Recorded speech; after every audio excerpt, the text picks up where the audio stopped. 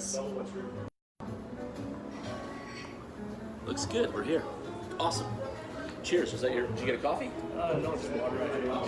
Did you? What did you have? I had that beef cheese and the Thai soup.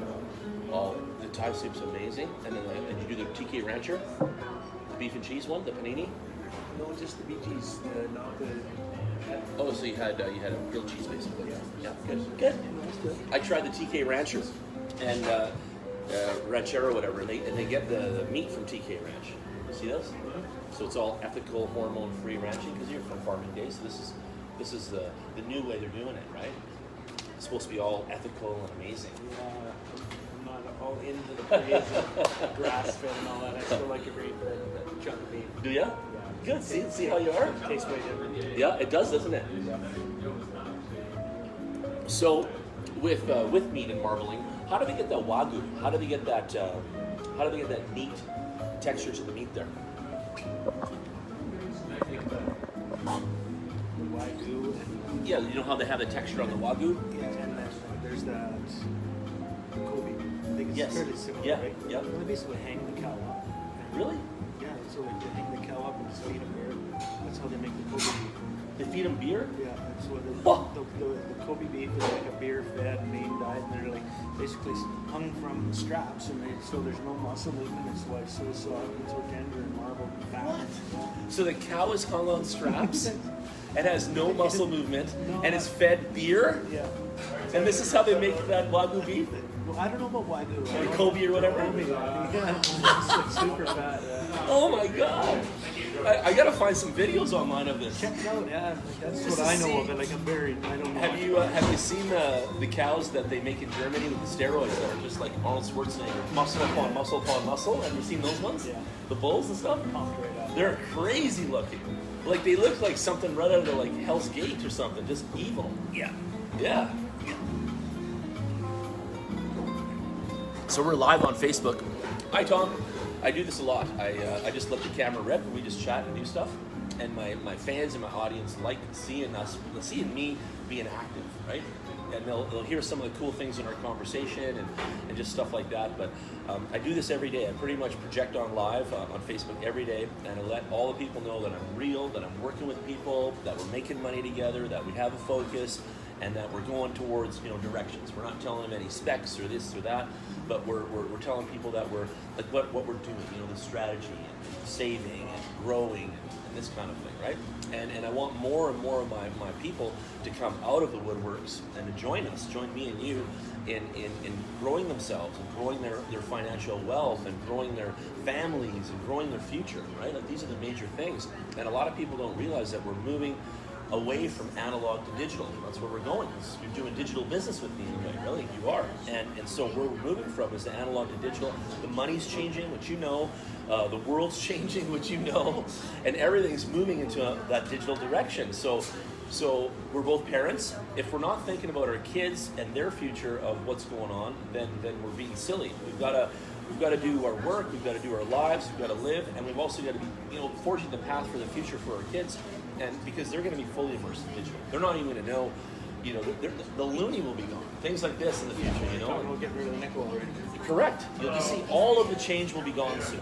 Can I tell you the prediction? All of the change will be gone soon. It's going to be eradicated. Yeah, everything will be tap and play. Everything will be in our phones. So this brings me to another thing: is that not only am I helping adults, okay? I feel like I'm doing God's work by helping adults find the light, find the path, find the journey to self improvement, investing, these kind of things in the digital space, and then I want to create some sort of a curriculum for young people to understand digital money, because now they're not feeling it. Now you can't put $12.75 in a sock and then count that out with dad at the kitchen table anymore. Nothing tangible. There's nothing tangible. So we have to train the kids in a whole another way of money management, I feel. It's going to be serious. And we'll see, we've seen people go broke and we've seen all kinds of things already. I think it's going to get worse for a lot of people. I think there's a huge gap on the digital to analog space, and a lot of people are refusing it. They don't want nothing to do with it. They already hate internet banking, a lot of these things. And those people are really going to have a tough time moving forward here, like a tough time. And my advice to you and us and everybody else is to get, savvy with digital. Understand where it's going, even in your job, even in your careers, all of that. Digital is moving through. There's oil and gas companies that are paying their staff in New Zealand with Bitcoin. They ask for it. Do you know that if you get paid in $1, it stays $1? If you get paid in a portion of Bitcoin, it's a growing dollar, right? You get this? Yeah. So in that sense, I would rather be paid in Bitcoin because I know that those funds are going to grow for me. I want the same amount of money that I'm worth in value, right? If I'm being paid $100 and I want $100 of Bitcoin, I'd rather take Bitcoin all day, every day than actual cash money of any kind. And the reason being is because Bitcoin is the digital asset that's going to grow, right? And it's going to continue to build wealth. Whereas my $100 stays the same. Today on Monday, my $100 is $100. Next Monday it's $100. This kind of thing.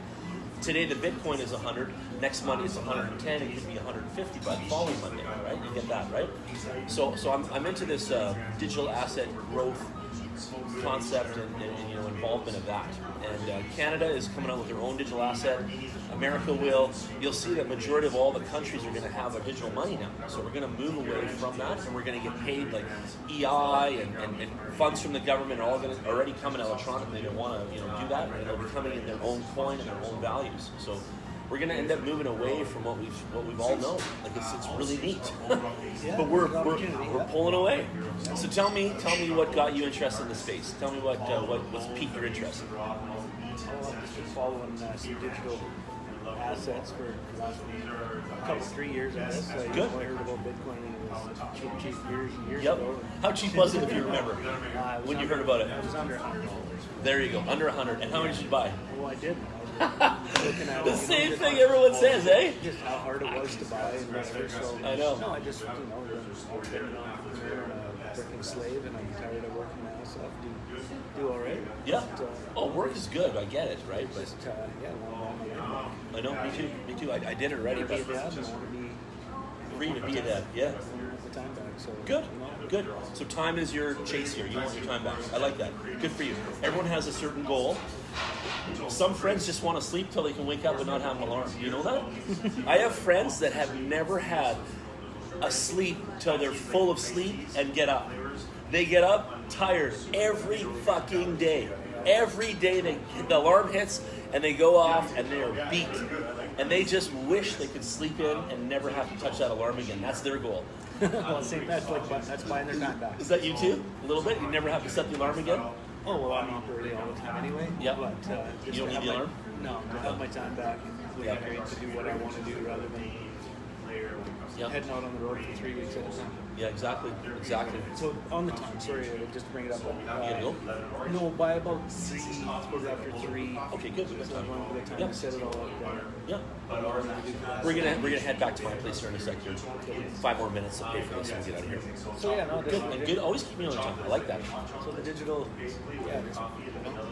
got into XRP, should have sold, should have bought back in. Oh, bad. Got in XRP. 2 years ago. The swing didn't sell. But whatever. It got up over $3. You didn't sell? No. Why? Why? I just thought it was gonna go. How much? $500, $1,000. What do you got in there? A little more? No, it's over 20K. Whoa! You went heavy, boss. Holy! So it's there. It's fine. For one day. No, you're gonna leave it. So back to Ripple for the fans that are watching. Ripple is the first partner in the crypto space with the banking system. So it's still being developed. It's almost finished. I've been reading into it. Ripple will be the first cryptocurrency that you'll be able to load into your bank card, and you'll be able to fund between 2 friends, and you'll be able to get your feet wet with crypto from the bank. So Alberta Treasury Branch, Bank of Montreal, some of the brands around here, they've already run test pilots with them in the past, and it's just a matter of time. I believe by end of this year, the Canadian government will have rewritten the risk policy in the banking institution to allow digital assets. That's the key right now. So the reason that you guys all see money not really moving and Ripple's not in our bank account yet and Bitcoin's still taking a bit of a dive is because the Constitution in all the major, Anglo countries has not been rewritten yet, but it's about to be this year. This is the year for it. So it wasn't EFTs, it wasn't these funds that you guys saw. what has to be done is the risk policy from the Constitution, from England basically, has to be rewritten to accept digital assets. And England is doing it now. It's on their list of this year. And once they do it, it goes to Australia, New Zealand, Canada, America, and England. So it's all the major countries of us, English speaking, are all going to have our... And by the way, when I mentioned all those, England still controls the banking financial structure to all those countries. Do you see that? Still to all of America, all of Canada, all of Australia, all of New Zealand. Yeah? So England runs our game. England runs our money. The Queen is taxing us all, and she's the boss of all our money. Imagine that. And then we wonder if we're in modern slavery or not. And then I tend to believe we are. We are. Hopefully one day it's definitely got a...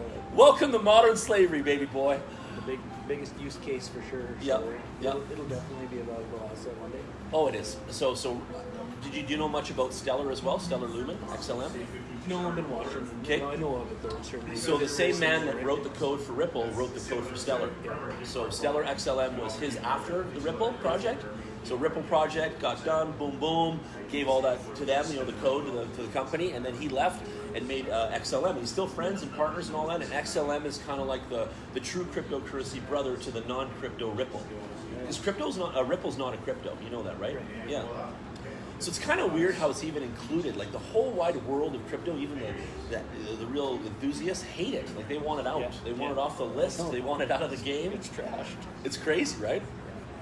So let's talk about small investing for a minute, okay? Small investing is risky as fuck. It really is. And you saw it yourself. You took 20K, you bought some Ripple, and then it shrunk down to a lot less than when you started.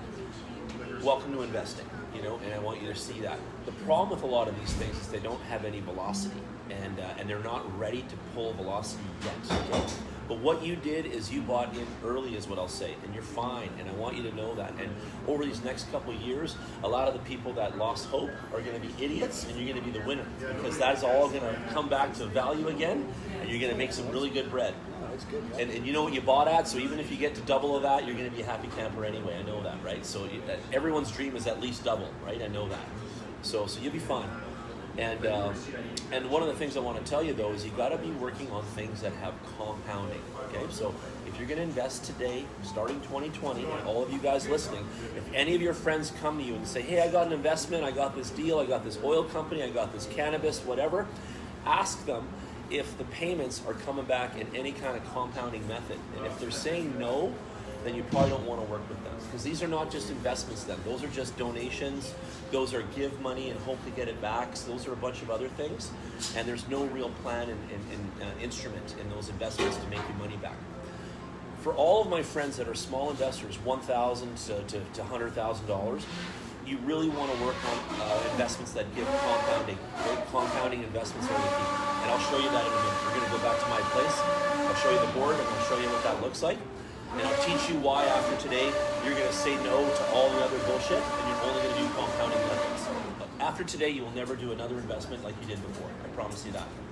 And the problem with this, let's say my buddy comes to us and he's got a new oil cap or he's got a new cannabis stock.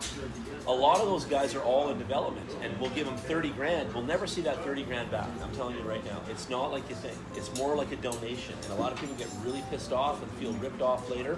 And we've helped a lot of friends with a lot of their businesses. And that stuff is not what we're doing. We're not doing that at all. So what I'm going to teach you today is how to use the marketplace, okay? And listen to this. Right now, the phone's on the table. We're here having coffee. On that table, every day, Monday to Friday, is 2 to 3% profit every single day. And the market creates it. And what is happening is a lot of people don't have a mechanism to grab that 2 to 3% every day and put it on their pile. This is our pile of money here. So every day we go to that 2 to 3% and put it on our pile here, okay? And right now you're not doing it. You don't have a mechanism for it. I'm doing it. That's why I'm getting wealthy every day, incrementally, nonstop, compounding. And that's why you're here today, to learn, and I'll show you my moves. But that's the difference between us and everybody else. There's 2 to 3% sitting there being made every day in the market, and people are not taking advantage of that and putting that in their bank account and adding that to their pile. And that has got to happen, and we're going to make you have that today.